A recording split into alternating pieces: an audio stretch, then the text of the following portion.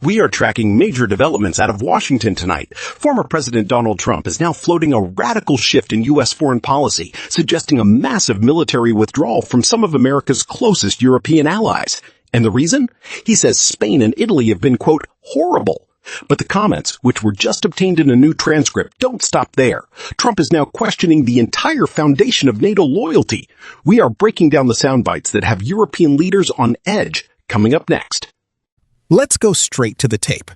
When asked if he would pull troops out of Germany, Spain, and Italy, countries that have often disagreed with U.S. strategy, Trump didn't hesitate. President Trump says, "Yeah, I probably will. Why should I? Look, why shouldn't I? Italy has not been of any help to us, and Spain has been horrible. Absolutely horrible." That is a sitting former commander-in-chief calling two NATO allies horrible and suggesting he sees no reason to defend them. This isn't standard diplomatic disagreement. This is a threat to dismantle the mutual defense pact as we know it. Trump pivots to Ukraine. He claims the U.S. did Europe a favor by helping against Russia, specifically calling out what he calls an insane $350 billion sent by the Biden administration. Trump says, "We helped them with Ukraine. Biden gave them $350 billion, which was insane. It's one of the reasons the war went on. But when we needed them, they were not there." Let's fact-check that motion graphic, because this is a staggering claim.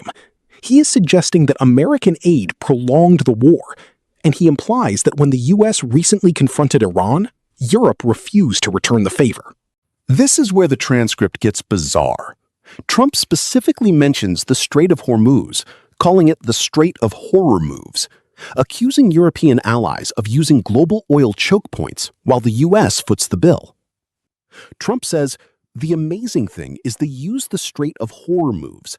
You would have thought they would have said, 'We would love to help you,' but they didn't." Trump argues that because the U.S. is energy independent, Europe's reluctance to help against Iran proves they are useless partners. The message is clear.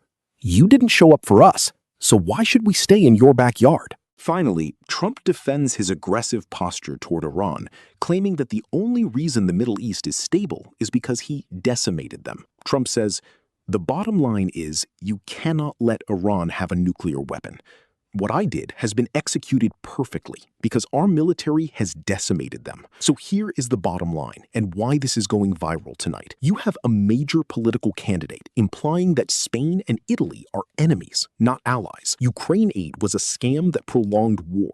Europe should expect 0 U.S. troops if he returns to power. This isn't a policy speech. This is a declaration of a new American isolationism. Whether you love it or hate it, the message to Europe is pay up, fall in line, or we're going home. If Trump follows through on this, American troops could be leaving the continent for the first time in 80 years. What do you think?